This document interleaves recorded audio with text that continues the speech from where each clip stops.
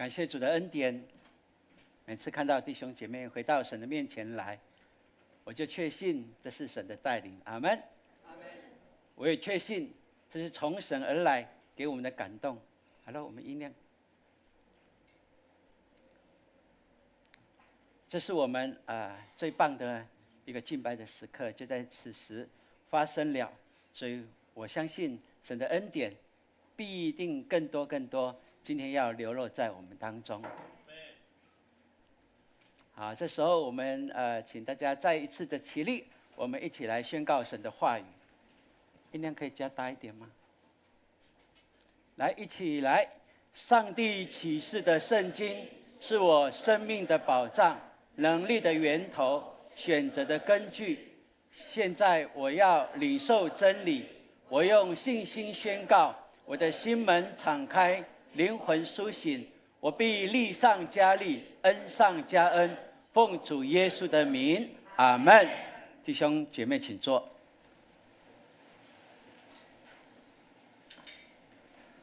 好，我们要一起来攻读一段的圣经，是在新约罗马书第8章5到11节。让我们用心，我们一起来攻读。预备来。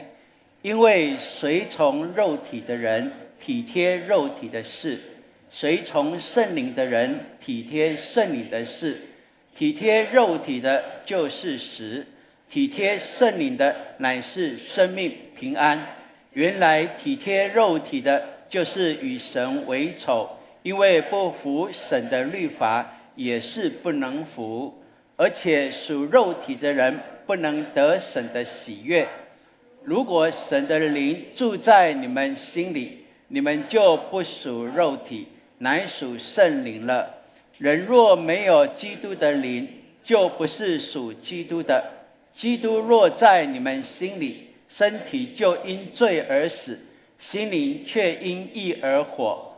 然而叫耶稣从死里复活者的灵若住在你们心里，那叫基督耶稣从死里复活的，也必借着住在你们心里的圣灵，使你们必死的身体又活过来。阿们。这是神的话，对于我们一定有极大的益处在这当中，让我们一起来领受。所以今天牧师透过这段经文，一起来思考这个题目，叫做活出属天的柔美。阿们。我们知道在现实的生活当中，你我都扮演很多的角色，对不对？好，你在家里你当儿子女儿，对不对？好，你有弟兄姐妹，你有爸爸妈妈，有阿公阿嬷，这样一代一代的哈。然后你长大结婚以后生子，你就变成了升级了，叫做爸爸妈妈了，对不对？好，那像我现在在期待当什么，你们都知道。好，我期待我能够成功就是当阿公啊。哎，对，好。可能在直播的有人心在那里赢了不管他了哈，还是他的事情，他要负责任的。对，那你在公司里面，你有你的角色，对不对？好，有的人是做大老板、小老板、主管的或者是职员的，我们都有不同的角色。在家庭、在工作、在教会的何尝也是我们有当长职的，有当铁三角的，有当一些服侍的同工，我们有不同角色。但是这些不同角色，我们所扮演的当然是不同的一些功能、义务以及价值都在不同的呈现。但我们也知道这是不能混乱的，对不对？你当儿子的时候，你不会说我现在想起来当我爸爸的爸爸，那是错了对。你在公司你是主管，你就不是老板那很清楚的。我们知道这个是不能错乱的。如果角色自己定义错乱的话，那会世界会真的是大乱。所以我们说，在谈论角色跟身份的时候，不可以忽视的一件事情就是关系。怎么说呢？因为你怎么样定义你的角色，不是你说的就算数因为在整个社会学里面有特别谈到这个身份或者角色定义的问题的时候，有一个很重要的观念，就是说你在一个群体里面怎么定位你的角色呢？乃是因为你借着看着别人的角色来定位，然后再回复定到自己的位置上的身份上。怎么说呢？比如说，你是公司的主管，那你应该先定位你的老板。你老板怎么定位他自己，又定位你，你就会知道你应该是怎么样的角色来呈现出来。好啊，但是这个关系就很微妙。如果你跟老板的关系是健康的、正常的话，那表示说你老板赏识你，对你的工作的成效他肯定，所以很自然那个关系就很健康。但是如果他对你不满意，那个关系就会有一点不太正常，而这不太正常，最后你会觉得他怪怪的，而他也会觉得你怪怪的，对不对？就是很自然的一件事情哈。而在这其中，我们或许要思考说，那你最喜欢的，你所扮演的现在的角色，你是哪一个角色？你觉得最棒？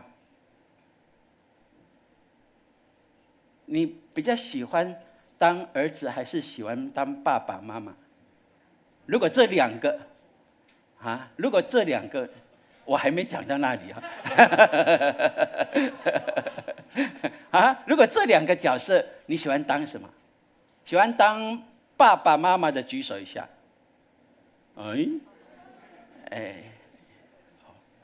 怎么那么少？喜欢当人家儿子女儿的举手一下。你们这个是跟爸爸妈妈假告搞，对不对？OK， 好像比较大部分的人比较喜欢当儿子女儿，对不对？因为是一个被保护的被供应者，对不对？就不用承担很大的责任。但是当爸爸妈妈也有好处，不是吗？对不对？宰制权在你的手中，有没有？有没有那个感觉？一定是没有了哈，因为现在的爸爸妈妈真的不容易，真的为人父母的真的是难当哈。对，那你在家庭所有的角色里面，你觉得你最喜欢的是什么？刚才已经有人说我喜欢当人妻哈，有没有？就被呵护的那种感觉。你喜欢当老婆的举手一下，哇！恁翁啊，伫家你无举手，你是要哪？OK， 这回去为家庭革命的，还是不要问好了。那不管怎么样，你看我们有很多不同的角色，而这些的角色，其实我们重新来看的时候，我们重新来定位的时候，我们就知道说，有哪一些东西真的我们是可以更好的，而这更好的一个过程是必须要透过我们努力去营造一个健康的关系，就会让我们不管你扮演的角色是什么，你在家庭、在公司、学校，或者是在教会这样的一个服事的合场，你所扮演的角色就会是很胜任的、很喜乐的、很享受在这期间的所以亲爱的弟兄姐妹，你知道吗？牧师谈了那么多，其实这一些的角色里面，你看呢？你最得意的是什么？我们还有一个没有讲到的，就是我们跟神的关系，对不对？你觉得你跟神的关系最棒的，你最喜悦的是什么？是成为他的儿女是最棒的，对不对？好，然后我们当然跟神的关系有很多的角色，我们清楚他是创造主，我们是受造的人，好，他是救赎主。我们是被救赎的有罪的人，我们认主归宗以后，我们知道他是我的天父，我们的天父，我们是他的儿女，而更进一步，我们愿意服侍他，就知道他是我们所服侍的神，我们是他的仆人，是他的婢女。我们有不同的角色在呈现，这些的角色呈现，其实最享受的，我说是我们可以成为天父的儿女。阿们。如果我们确定这一点的话，会帮助我们，让我们能够真的拥有属天的身份角色，那我们就应该可以活出属天的那一些该有的荣美，该有的荣耀，该有的能力出来。阿们。这是牧师今天要跟我们大家一起透过这段经文我们彼此一起来鼓励的。所以我们要享有活出属天的荣美。第一个，我们要更新我们的心思意念。怎么更新呢？圣经告诉我们，是要靠着圣灵不断的来更新。保罗在这经文当中告诉我们，有两等人，这两等人是天壤之别的，一个是随从肉体的人生，一个是随从圣灵的人生。这两个不同的人生为什么会有这样的一个结果出来？我们从经文里面可以来看保罗说，因为随从肉体的就是体贴肉体的事，随从圣灵的人就是体贴圣灵的事。他说随从，这个随从是有被动式的，是跟从的感觉而后面所讲的体贴呢，体贴是比较主动咯因为体贴可以翻译成是思想或思念。如果你是思念，心里所思念的都是肉体的属世的事情的话，那我说圣经告诉我们，你就是一个属肉体的人，是随从肉体而生活的人。那如果你思念的是神的事，是关于圣灵的事，那你就属圣灵的人你是随从会跟从圣灵而行而活的人。所以这个观念让我们能够了解，体贴肉体跟体贴圣灵，这里就告诉我们一个很重要的结果。他说，一个是死，一个是平安生命。一个是往灭亡的道路去，是越来越狭窄的，越来越没有盼望的，是越来越辛苦的。这样的一个随从肉体生活的人，会有这样的一个处境情况。这是我们大部分在社会上的人，我们所可以看见的。我们只是为了温饱，所以我们用尽了我们所有的时间精力在这一切事上。然而神告诉我们，那是最基础神要供应的，而我们所应该要的就是来到圣灵里面，能够享受从神给我们的生命跟平安。所以给我们这样的一个提醒，让我们知道我们应该不断去调整我们属世的观念。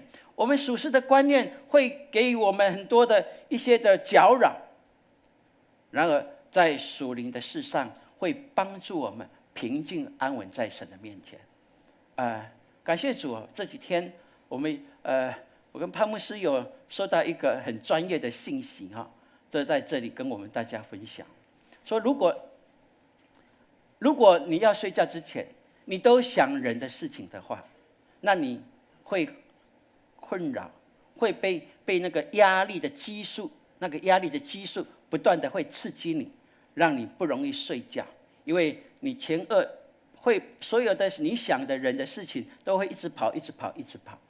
但是有一个很棒的研究，就是说你睡觉之前你想的是神的事，你读圣经，你祷告，你灵修。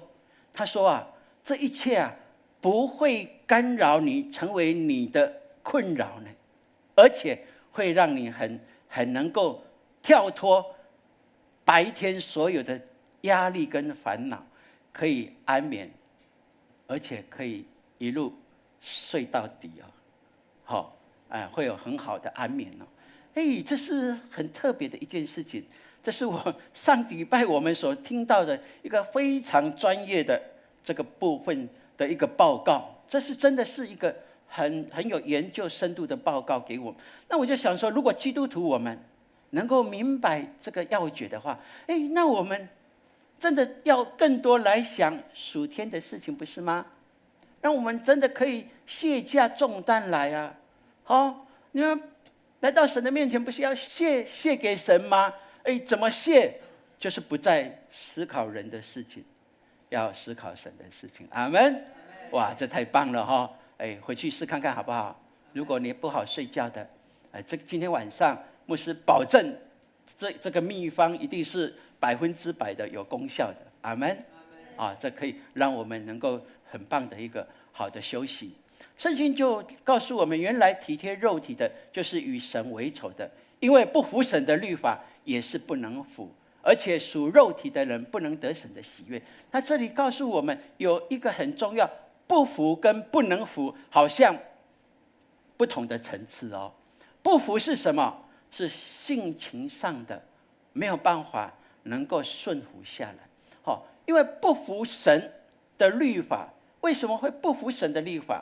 因为是你在你的性情上是属肉体的，属血气的，你用太多自己的想法观念灌注在这其中。不能服是什么？是你想要顺服，你也没有办法顺服，那是你的能力的问题了。因为你就是要靠自己，你就是要靠外在，你不靠神，你当然不能够全然的顺服在这其中。所以求神帮助我们。我知道每一个礼拜弟兄姐妹来礼拜，就是神给我一个很重要的感动。每一次弟兄姐妹回到神面前来，就是我们一起把这个礼拜，过去这个礼拜我们在生活当中，我们对神的祷告、赞美、祈求，这一切的一切感恩都带回到这里来。然后每一个人无形中都扛着你对神的感恩跟赞美的那一大袋礼物，对不对？然后大家的回到这里，把一切的荣耀颂赞归给神的时候，就是把过去这个礼拜你对神的领受、对神的感恩赞美，就成为馨香之祭献给神了。所以我们来这里不是你的奉献就是奉献而已，不，当你开口赞美感谢主啊，谢谢你过去这个礼拜你的恩典够用，这个礼拜我的难处让我能够明白怎么解决，把这一些都带到今天，那我们就可以相信神差派天使来，一定是带了很多的麻布袋来，因为要把这些装回去，回到天堂里面，要帮我们献给神，对不对？那这是一件很棒的事情。所以不是用很多的时间，一个礼拜最多的时间就是在预备讲道，因为我知道你们来就是要聆听神的话语，就是要重新得力，从神的话语得着激励。所以我用很多时间在这预备这当中，我用很多的时间在电脑上要把这讲章写得完整，就是知道这是神托付我牧养教会一个最重要的一个中心。而如此的话，我就祈求神让我所每次预备的都是按着神的心意以及永光教会的现况该怎么能够更提升来做预备，好让神的话语及时下来，能够帮助我们弟兄姐妹能够重新归正，回到神喜悦的道上，让我们建立这是属神荣耀而有大能的教会，就在你我一起遵守神的真理而行。所以如果是这样的话，如果你听讲道读圣经，你心里还有一点点的，甚至是一点点的感觉，说我为什么要听这个？这个是为什么我一定要遵从这个？如果有一点点的丝毫的这个意念划过的话，我就祈求神怜悯我们，也帮助他的仆人在真道上用谦卑的心来传扬，并且让弟兄姐妹有一个受教的心来领受。如果有这么一点点的反抗，一点点的抵制的话，那我们求神怜悯，好不好？我们真的求神怜悯，因为我们确信，如果这是神的话语，如果牧师所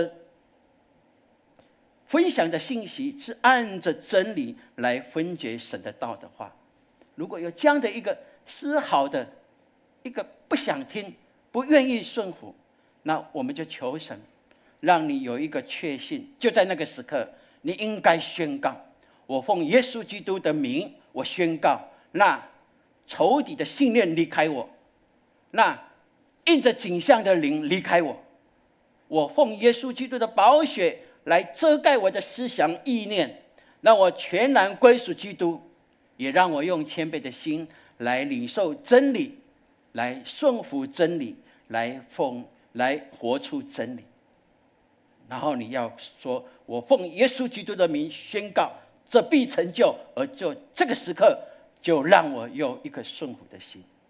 亲爱的弟兄姐妹，这是神今天早上特别有感动，要我跟大家来分享，好像有一点严肃，但是我觉得这是非常重要的，这是非常重要。也许些许的一点点，让我们抵抗圣灵的感动，那就叫我们失去了神给我们他话语所要带来的能力跟祝福。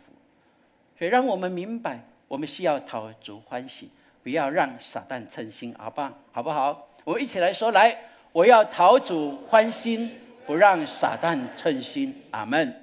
这是我们在读神的话语，在祷告，在敬拜赞美的时候，在听神的话语的时候，我们应该不断的要省察自己，这是需要的一件事情。所以我们再来看，如果我们要享有属天的荣美，除了我们的意念要心意更新而变化，我们更应该培养一个属天的品格。要培养属天的品格，这个属天的品格是什么呢？我们一般说，品格就是有不断的我们重复来养成的。那怎么养成呢？就是只要你不断的重复这一些事情，让它成为一个好的习惯，而好的习惯的养成就会成为你的品格很棒的。如果你喜欢整理家务的话，那你就已经会很习惯来做。这是一个很爱干净的品格，不错的，这很棒的。你有条有理的来处理你的周遭的生活的起居，这是一件很好的，这可以好好的传承下去的，对不对？你知道这会出于蓝，而且会胜于蓝哦。青出于蓝会胜于蓝哦。因为我自己就是衣服折就会折得很好，但是没想到我的孩子折得比我更棒，我都佩服他我可以照相给你们看，好不好？这是一个生活的习惯的养成。那我们既然要享受属天的荣美，那是不是我们也应该在属天的品格上，我们好好的来养成？这就告诉我们说，神的灵住在你们心里，你们就不属肉体，乃属圣灵的。人若没有基督的灵，就不是属基督的。人若没有基督的灵，就不属基督了。弟兄姐妹，这里有一个很重要的关键，说我们要成为一个属灵的人，或者是我们的灵人要强壮的话，有2个条件。第一个就是必须要有基督的灵，意思就是说，你要做一位重生得救的基督徒。你怎么确信你重生得救呢？很简单，只要你受洗的时候，你确信那是从圣灵来的感动带领你来受洗归入基督的名下，那个时刻你就是一个得救的基督徒。不要再怀疑，你就是一个得救的基督徒，很清楚的。但是你在生活中有时候还是会跌倒失败，对不对？那是当然的一件事情，没有一个人都从来不跌倒的，都会有。那是要过得胜的生活就不容易了，就是要努力咯。而圣经告诉我们的就是你要成为一个属灵强壮的人，你要确信你是一个得救的基督徒。第二个，你要让圣灵内住在你里头，而且是常住在你里头。我们会祈求圣灵来帮助，有时候是片段式的。圣灵我现在需要你，我开心门，请你进来。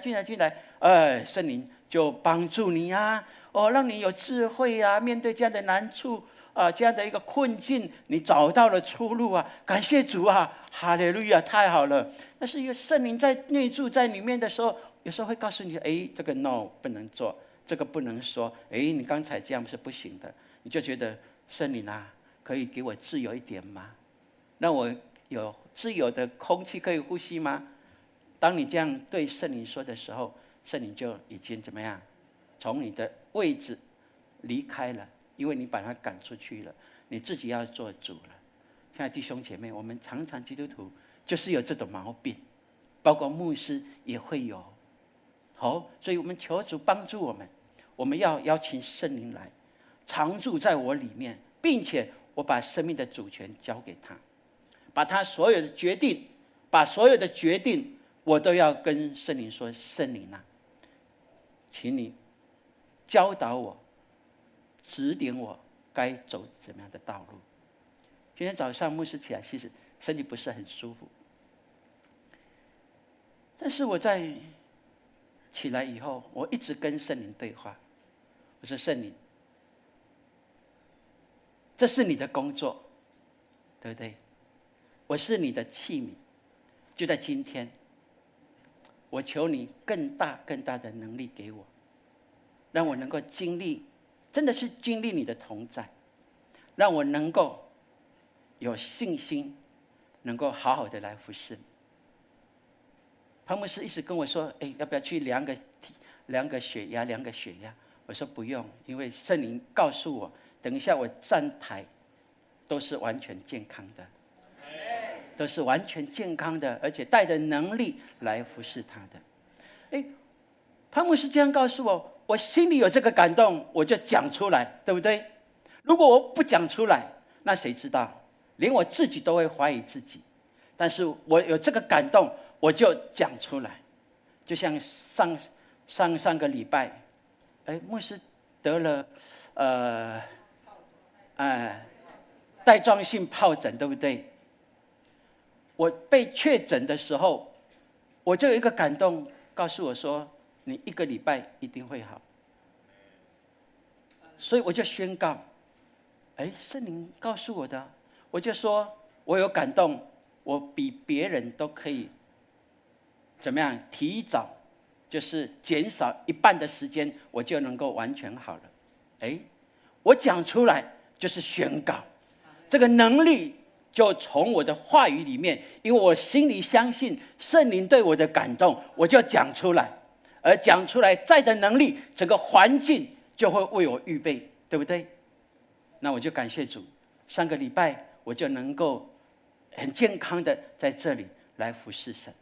所以亲爱的弟兄姐妹，这就是我们生命可以经验的，邀请圣灵来常住在你我心里，让他做主，凡事问他，他一定给你答案，他一定会给你指示，让你明白他就在你心里做王，因为你把王位给他做了，他乐意在这其中。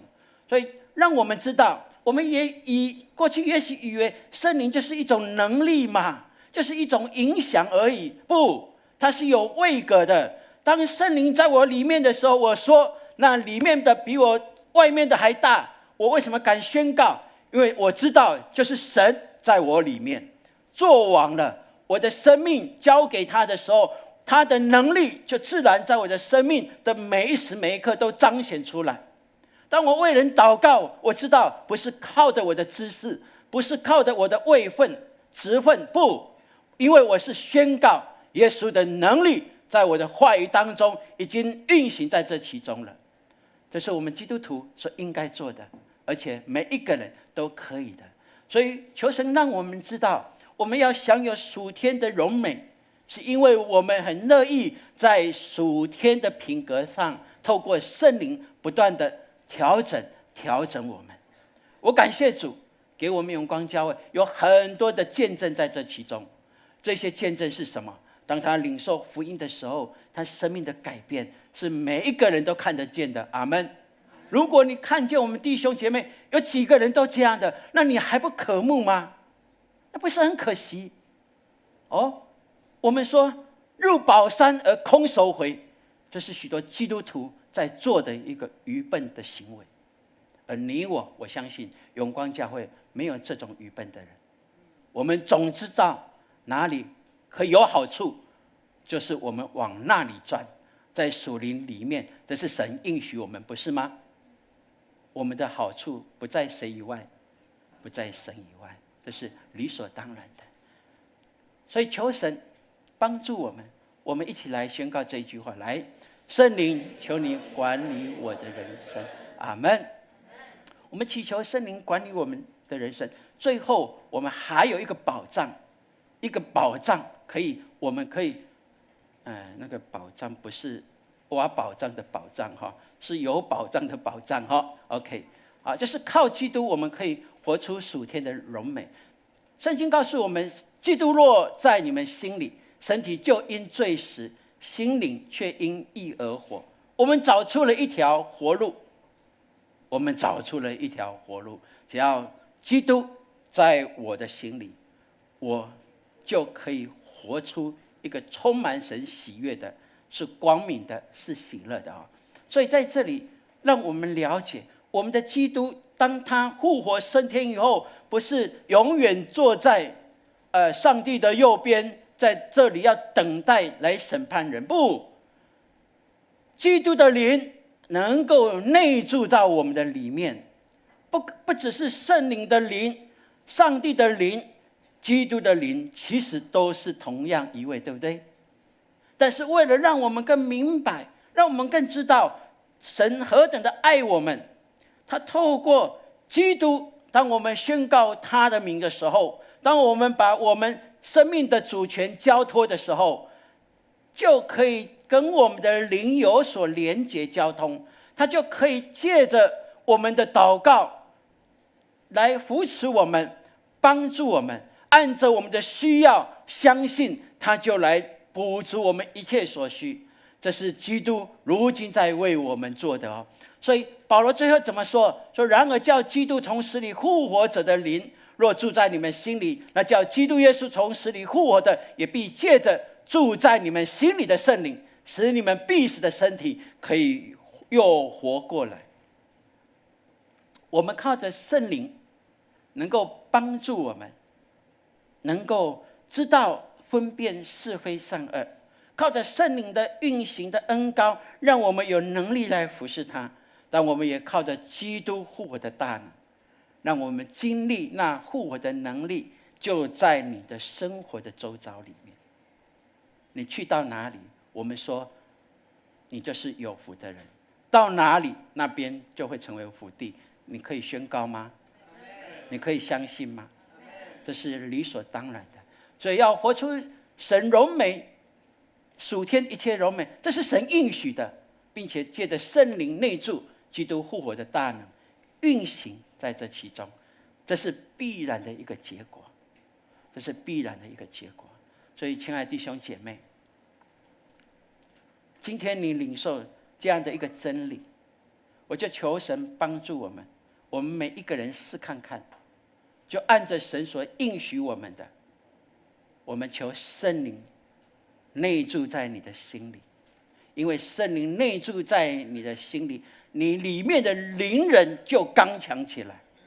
你里面的灵人刚强起来，你外在所有一切的思维就会是属天的，是会像老鹰飞得高，看得远，看得精准。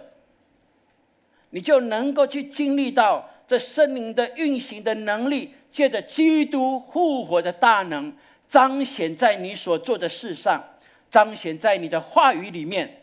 因为你已经有属天的价值观，有属天的话语，你知道你怎么样可以支取这力量，乃是因为圣灵在你里面运行做工，让你可以分辨何为神所喜悦的。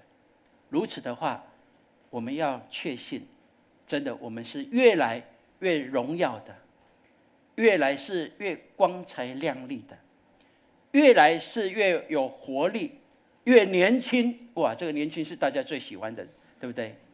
这是基本的一个祝福，这是基本神给我们，让我们在生活当中可以看见的。阿们。我们一起来说这句话，来。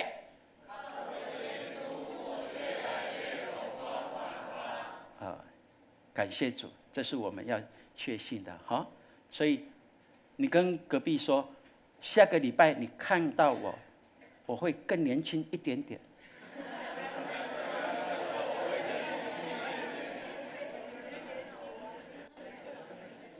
你讲这句话有心虚吗？不会哦。对，哦，下个礼拜你看到牧师会更年轻一点点。阿们，这是确信的一件事情，让我们能够明白哈。那感谢主，我们永光教会培育学校就是要建立属天柔美的教会。我也相信神应许我们所有永光每一个人都能够享有这属天柔美的生活，这是理所当然的。所以我们如果还有一些旧思维的过去的，我所谓过去的，其实我们教会大概现在都没有了哈。但是我提一下，就是以前的所谓我是长老教会的基本盘哈，所以过去的长老教会有一些美好的传统，有一个过去有美好的果实可以来诉说。我告诉你，那是100年前的事情了，那是50年前的事情了。那我们还在话当年勇吗？不，你应该诉说的是新的故事，新的生命，新的见证。阿们。求神怜悯我们。世界的教会，包括台湾基督长老教会，总体来讲是下滑的，但是永光教会不会被影响，因为神在长老教会特别拣选我们永光教会，就是要成为长老教会的祝福，这是确信的一件事情。而我们相信神更新我们，就是要能够带出更有福音的大能在我们的生命，在我们的教会，而影响我们所有周遭的人。当我们有更多这样见证的时候，我们不会再讲100年前我们的长老教会美好传统是什么，那都已经是过去，不必再讲，因为大家都知道了。而我们要讲的是现在我们的长老教会，神要翻转我们，神要使用我们，就在这时代的未来里面，我们会看见长老教会影响台湾，影响世界，影响华人，这是我们可以指日可待的。而从哪里开始？就求神祝福我们，从永光教会开始。阿们。愿神给我们有这样的信心，这样的宣告，这是神给我们的。我们一起来读这一段的经文。来，所以我们不丧胆，外体虽然毁坏，内心却一天新似一天。哥林多后书4章16节。再一次来，所以我们不丧胆，外体虽然毁坏，内心却一天新似一天。哥林多后书4章。那个内心原来的意思说里面的人，我们可以说那是我们的灵人。好，肉体外面虽然好像一天一天的过去，应该数日子是越来越年长的感觉，但是神应许我们是可以怎么样？是不断更新的。我们里面的灵人是越来越强壮，越来越有活力的。阿们。感谢主，神祝福我们。